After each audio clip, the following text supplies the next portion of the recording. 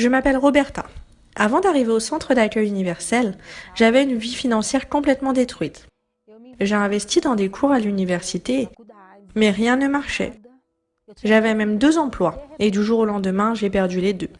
Je suis restée sans rien du tout, complètement dans la misère. J'avais beaucoup de dettes, des loyers en retard. L'agent EDF est même venu chez moi pour couper mon électricité avec mon enfant qui était à la maison. Enfin, c'était la misère totale.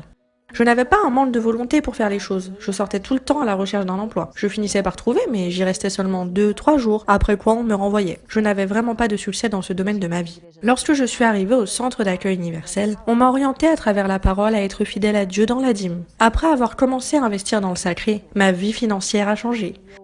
J'ai trouvé un emploi, j'ai payé mes dettes, les portes ont commencé à s'ouvrir.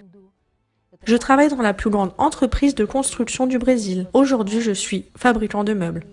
J'ai une famille bénie et le plus important, c'est que j'ai trouvé la paix en moi. Tout a changé. Après avoir commencé à investir dans le sacré, ma vie fut transformée.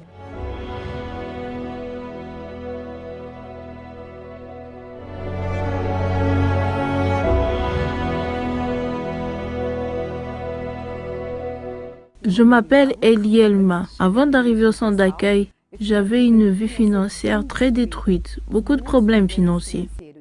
J'avais une épicerie où je vendais à perdre. Je demandais des prêts aux banques, j'étais toujours endettée. J'achetais quelque chose, mais je n'arrivais pas à finaliser les chantiers et une dette finissait pour appeler une autre dette. J'achetais quelque chose, mais j'étais obligée de le rendre. Tout ce que j'avais finissait par se casser. Ma caisse d'enregistrement se cassait tout le temps. J'étais toujours obligée de prendre d'un côté pour mettre de l'autre. C'était une difficulté financière constante. Cela était très fatigant parce qu'à force apparaissaient des disputes et l'envie de tout abandonner. Lorsque je suis arrivée au centre d'accueil, on m'a appris à agir la foi intelligente. On m'a appris à rendre à Dieu les prémices. J'ai compris l'importance de cet acte et cela est rentré en moi. J'ai mis en pratique et les choses ont commencé à arriver naturellement.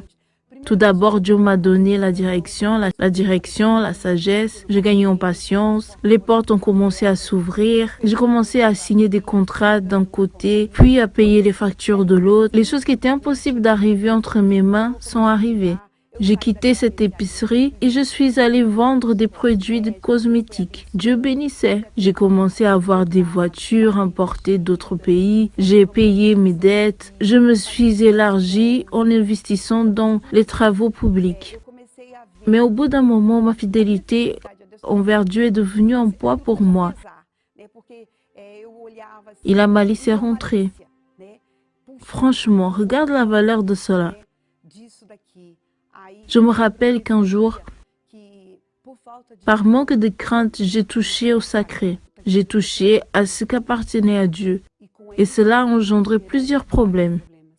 Premièrement, la peur est rentrée en moi. Un entrepreneur avec la peur aurait automatiquement l'échec dans les affaires. Une nouvelle dette s'est présentée. Je n'avais plus comment payer. Il y avait des moments où je disais que j'allais prendre de ma fidélité pour payer ces dettes. Je me disais, non, je vais tout d'abord payer cette facture, je retirerai la dîme. Dans une autre occasion, je disais, Dieu, attends, lorsque cette grande somme rentrera dans mon compte, je mettrai de côté la dîme. Et cette somme d'argent n'arrivait jamais.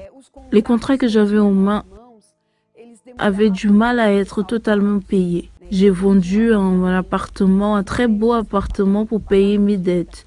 Un huissier de justice est venu chez moi et a saisi une de mes voitures. Je n'arrivais plus à payer mes chèques le jour même et je ne peux plus aussi oublier la dépression. Et c'est à ce moment-là où je suis arrivée au fond du puits, cherchant de l'argent pour acheter du quoi manger et n'en trouvant pas. Très vite, je me suis rappelé où je suis tombée. J'ai compris pourquoi de ma situation. J'ai reconnu mon erreur et demandé pardon à Dieu. Et j'ai remis en pratique ce que j'avais appris au début. J'ai commencé à honorer à Dieu avec mes prémices, avec amour, avec plaisir. Non par obligation, ni avec les mauvais yeux qui considéraient la somme donnée, non. Et c'est là où Dieu a commencé à ouvrir les portes. Et je me suis sentie légère, forte à nouveau pour investir dans le BTP, sachant que ce n'était pas facile. Et Dieu m'emmenait des clients et il m'a donné les conditions de faire des grands ouvrages. Je liquidais mes dettes, je récupérais mes voitures, je blanchissais mon nom, regagnais en autoconfiance et tout cela à travers de l'obéissance à la parole de Dieu. Tout s'est fait nouveau. Aujourd'hui, ma vie, à travers des prémices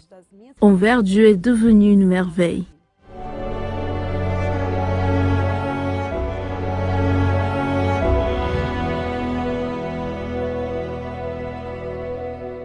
Je m'appelle Simone. Avant d'arriver au centre d'accueil, je traversais par beaucoup de difficultés. Nous vivions dans un bidonville. On se privait de beaucoup de choses et on mangeait ce qu'on trouvait dans la poubelle. Beaucoup de fois, on finissait par dormir là-bas aussi. Lorsque je suis arrivée à l'église, on m'a orientée à rendre les prémices à Dieu. Et c'est ce que j'ai fait. Par conséquent, j'ai commencé à avoir des résultats dans ma vie. Au début, c'était difficile pour moi de rendre les prémices parce que nous n'avions pas beaucoup de conditions. Mais c'est là aussi que nous avons commencé à obéir. Très vite, nous avons commencé à conquérir. Nous avons conquis notre première entreprise où nous avions 14 employés. Nous avions un chiffre d'affaires mensuel de 40 000 réals. C'est à ce moment-là que j'ai commencé à voir les prémices avec d'autres yeux, comme si c'était une obligation de donner. Alors j'ai commencé à le toucher pour résoudre d'autres choses. Au début, je n'ai subi aucune perte. J'ai commencé à l'utiliser et à me dire qu'il n'y avait aucun problème à le faire. J'ai commencé à voyager, me promener. Nous avions des maisons, voitures, nous avions beaucoup de biens. Et qu'est-ce que s'est passé? Lors de ces voyages, nous avons commencé à avoir des problèmes. Nous avons souffert un accident. Lorsque je suis revenue de ce voyage, le premier résultat que j'ai eu a été le décès de mon frère. Nous l'avions perdu là parce que nous avions touché dans les prémices au sacré. Et tout cela pourquoi faire? Pour que nous puissions voyager. Nous avons voyagé et la conséquence a été la mort devant ma maison. Ensuite, l'entreprise que nous avions a fait faillite. Nous avons perdu l'entreprise, les voitures, les maisons. Et cela fut les conséquences de quoi? D'avoir touché au sacré. Tout de suite après, j'ai recommencé à rendre les prémices à Dieu. J'ai commencé à le faire différemment, de telle sorte que je me disais que ce n'est pas correct de toucher au sacré parce qu'il ne m'appartient pas.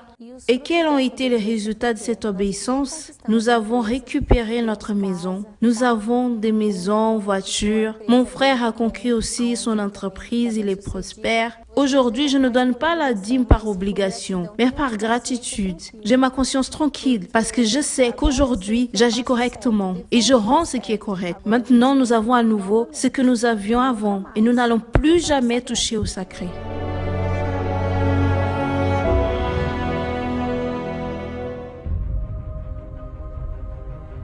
Dîme signifie le fait de reconnaître qu'en premier lieu, tout ce que nous sommes et avons, nous le lui rendons. La fidélité à la dîme, qui est un investissement dans le sacré, n'implique pas seulement la prospérité, mais la vie entière. Celui qui investit devient la propre bénédiction, comme Abraham. Ou est-ce qu'Abraham fut le seul de tous les temps? Bien sûr que non.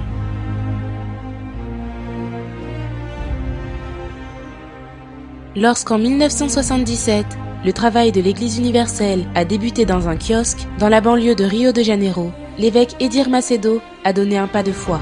Il a investi dans le sacré. Même lorsque tout, autour de lui, l'incitait à désister.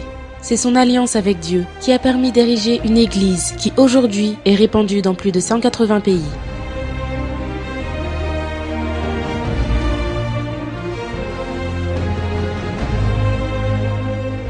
Fidèle à la dîme, dès qu'il est devenu chrétien, l'évêque Macedo affirme que c'est sa fidélité à Dieu qui a permis que dans les moments difficiles, il ne manque de rien. Qui croyait en moi? Si mon pasteur ne croyait pas, mes pasteurs de l'ancienne église, où je fus né dans la foi, qui ne croyaient même pas en moi, le pasteur qui n'a pas voulu et qui a conseillé à mon épouse de ne pas se marier avec moi, car je n'avais pas de futur. Alors qu'est-ce qui s'est passé? Nous avons réussi à acheter le funérarium pour en faire l'église, qui est fidèle dans le peu. C'est ce que le Seigneur Jésus a affirmé. Il lui donnera beaucoup. Hélas, dans ce monde, beaucoup font alliance avec le mal pour conquérir succès, pouvoir et argent. Après quelque temps, ils perdent tout, y compris leur vie. D'autres ne s'associent à personne, ils utilisent seulement la force de leurs bras. Ils luttent et conquièrent tout seuls, mais comme les premiers, tôt ou tard, le voleur vient tout voler. C'est à un faible nombre de personnes qu'a été révélée l'idée d'un partenariat avec Dieu, à travers la foi assumée au Seigneur Jésus-Christ. Ce n'est pas une question de philosophie, c'est une question de foi dans le Dieu d'Abraham, qui dit « Donnez et il vous sera donné ». Dieu vient jusqu'à nous seulement si nous nous remettons de manière inconditionnelle. Alors Dieu est en premier plan dans notre vie. Il est le premier, et passe avant toute chose.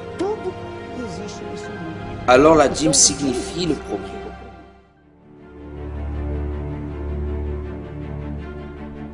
Aujourd'hui, l'Église universelle a ses portes ouvertes partout dans le monde, dans un ministère qui a grandi à vue d'œil dans tous les pays, grâce à la foi d'un seul homme, de son sacrifice parmi les problèmes qui n'ont pas pu empêcher que ce message de foi soit divulgué et change la vie de millions de personnes, où la fidélité à Dieu est le chemin pour une nouvelle vie.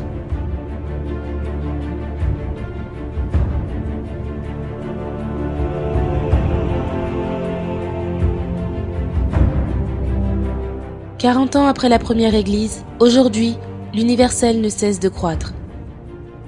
Tout cela parce que Dieu bénit grandement tous ceux qui font partie de cette œuvre. Après le kiosque et les humbles églises, aujourd'hui le temple de Salomon est l'exemple d'ô combien cette église a grandi en raison de la fidélité à Dieu. Un investissement d'une relation avec Dieu qui a produit ses fruits.